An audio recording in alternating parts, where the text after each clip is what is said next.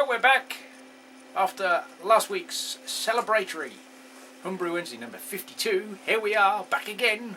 More punishment for you. Number 53.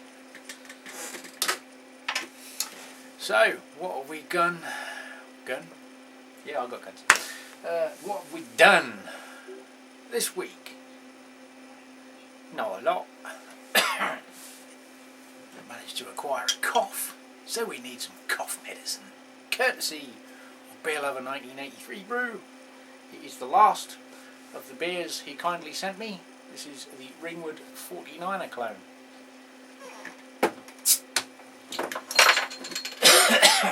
Goodies.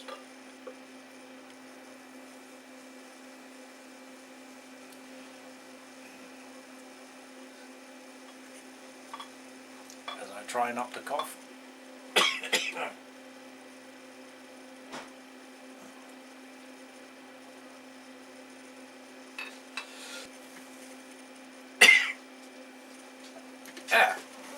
If the editing looks a bit dodgy there, it's got to have had a coughing splurge. And I need my medicine.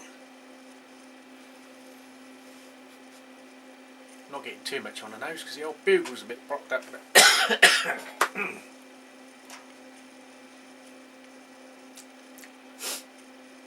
Got a bit of hoppy taste.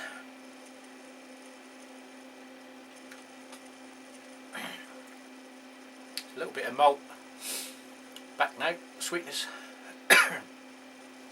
little earthy hop taste to it. I think I prefer it to the Triple Tykes. It has obviously had a couple of weeks longer since it's been here.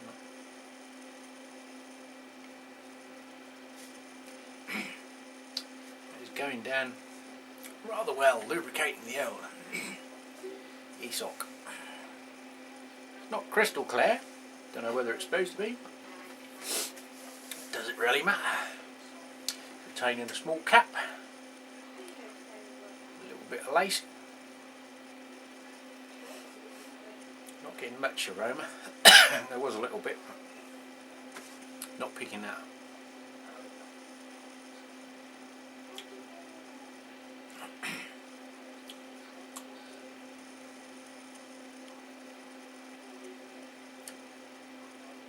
I like this one, yeah. It's got no hint of it being a kit beer. If this was poured out of a tap in a pub and you was told it was ALX, you'd happily drink it and be none the wiser. I'm surprised some dodgy publicans don't already do that. Well, talking of beers, we have some in the background. I'll get to those in a minute. I'll just keep lubricating the old tonsils with this fine beer. Yeah, that is. It's good. I know you had your reservations about it. I don't know what it. I know Ben done it a few weeks ago and compared it to the bottled version. Obviously, I'm assuming they don't use the same yeast. Obviously they've got dried yeast, I presume, so. Well, we haven't been completely idle this week. Because I had to work all weekend. But we have a little update on the keg. As yet we haven't tacked down the welder. Haha, no pun intended. But I do have the stainless steel versions of this. This is the brass bolt-on manual job. These are the stainless. There's a slight recess there, or rebate. Got to file the hole out a little bit more, just so that that rebate will sit flush with the keg and get some talented person to TIG weld that round. I have 3 of them. So if number 1 works, number 2 and number 3 will be built. And well, that might end up getting used for something else. Or another one. But we picked them up, and I've got myself a little pH meter for testing the mash pH. Once I get a little bit more time and can experiment a bit more with the mashes and see what they're coming out like, do my water profiles, see what I need to add to my water to improve the beer, what difference it makes in taste. We will have a little play with that and see how we get on. What else did we get? Some of the guys know from the chat. Enema flask, conical flask, whatever you want to call them, and stir bars. As you see, a couple of weeks ago I bought a electrical box to build a stir plate. No good having a stir plate unless you've got something to stir on or in. So we've got a suppository, no, a stir bar, and a 2 litre enema flask made out of the borosilicate glass, so you can heat it up if you so wish. But I know a few weeks ago, I don't know whether it was on here or on one of the forums, I found one on eBay which is $7.99, which is a 1 litre flask. The 2 litre flasks are about 17 quid. I managed to get this 2 litre flask, which is exactly the same one made by Academy. Hasn't got the price on it. Oh, that's good. But it was £8 something. It was less than 9 quid, £8.85, something like that. And the magnetic stir bar I think was $2.99, which is about average price. And I also bought myself some coffee sugar syrups, flavourings, which we are using in coffees, but I bought them to try in a demi-john. I can get the larger ones. It's the Monin syrups, liquid syrup flavoured. There's I wouldn't say hundreds of different variations on flavours, but there are several tens. It's in the 50s, 40 to 50 different: banana, hazelnut, vanilla, amaretto, all sorts. Orange, lemon, peach, chocolate, all sorts. You name it, they probably make it. It's called Monin. They're a French company. They do a syrup. There are other ones. The company I bought this from, because that's where you're all saying, tell me where you got that bargain flask from. There's a company called creamsupplies.co.uk. They're sort of like a coffee wholesaler type thing. Well, they do all sorts. They've got every type of flask, test tubes, and other various bar equipment and cocktail stuff. They sort of tend to do all that shit. But that was pretty cheap, so I knocked on that straight away. Because I had found it for a similar price, but then they lump on a fair bit of postage, and it's not quite as good a bargain. But the postage, I think if I'd have only bought that, was just over 2 quid. I think my postage was about £4 something with the extra weight of the other goods. There was a couple of other bits I was going to order, which was the larger syrups, but I knocked them off in the end because I think the 2 I can get from work, and they were about the same price, so I get the staff discount on them. So, if you want a starter jar and you don't want to use a glass milk bottle, cheap flask there for you. So that brings me back to the brewing while I drink some more cough medicine, which seems to be working. I haven't had to pause the camera since. Last week I said I would I don't know, how do you word it? You have the ingredients to tell me what to brew. So, it was a kit base. The kits we have are 2 of each. Not necessarily we have to use 2. Well, it's up to you. We have 2 They're all 1.5 kilos for anyone outside the UK that's not familiar with the Wilco's High Street brand of beer kits.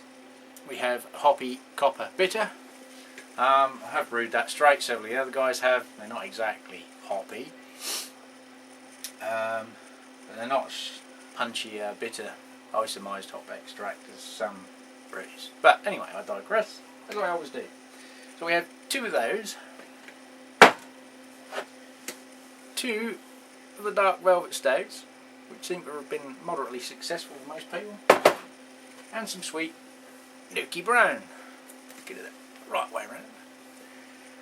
They're all 1.5 kilos. They're all originally designed to produce a 40-pint kit, although I will say, and anyone else who's brewed them, they're a bit thin. So if you're going to brew them, short brew them.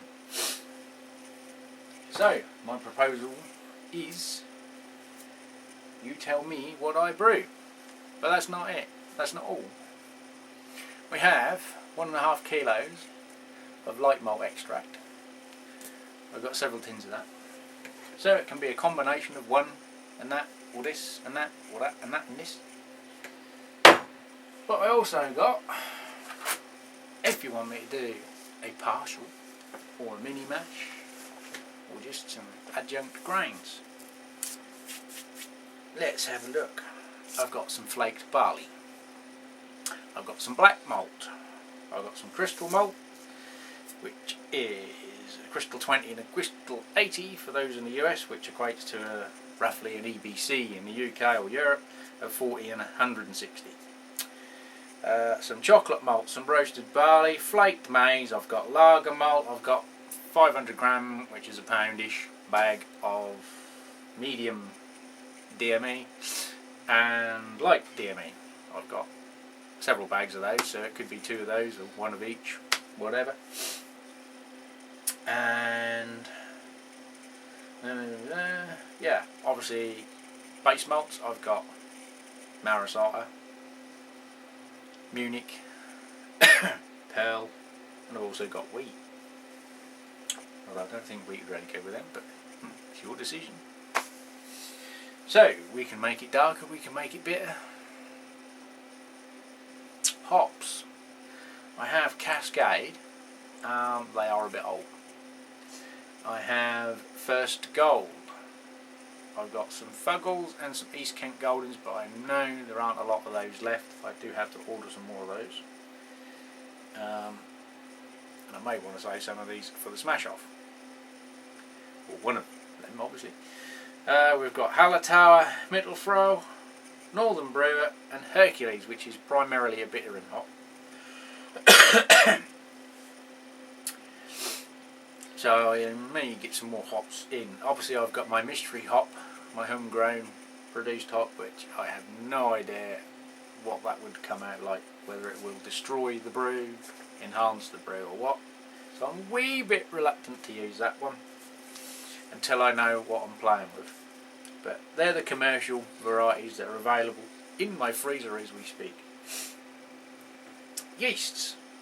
I've got the Wilco's Gervin ale yeasts and SO5, USO5. I think that's primarily. I have got a couple of others, but I might be saving them for the smash off.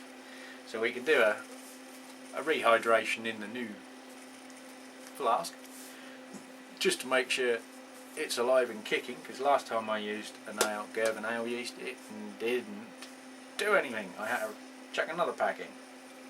So just to recap, we've got 3 different versions of kit. We've got a stout, a Newcastle brown ale, a hoppy copper bitter. We can chuck some light malt extract. We can mix a kit, 2 cans. Obviously we've got brewing sugar, so we can chuck a bit of that in to bump the ABV up.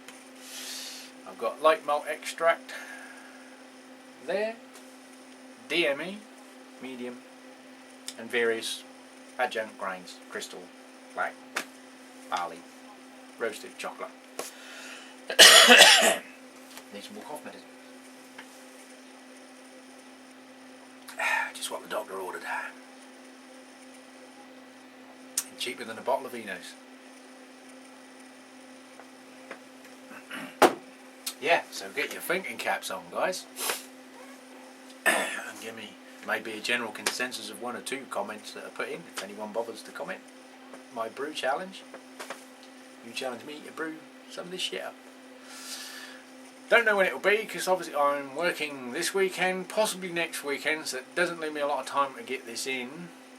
And I've got to start thinking about Smash Off, because by that time we'll be into February and I need to get something down ready for that. So it may be postponed and not appear. Obviously I'll video this one as well and put it up either as a separate video or Homebrew Wednesday. So that's it, guys. Look, university education, they pay all that money for them mortarboards. That's it, get your thinking caps on, I'm out of here. Enjoy your happy Homebrew Wednesdays.